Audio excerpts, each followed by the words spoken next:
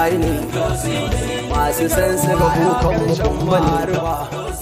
madogara kake madadin mu kashi fa uban ni lidafin ladaifa da godiya kai kan bana arifa wane ya san yanzu da ɗaza an juma ba da shi wa ke raba gardama da shi wa kaji ƙasar sama wane kadai da zuwa nan sa ka gama waye abin da ke cewa an sani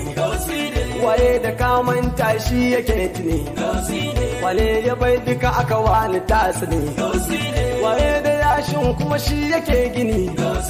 waye ya bayyana duniya da lahira waye ya tankwar duka masu kangara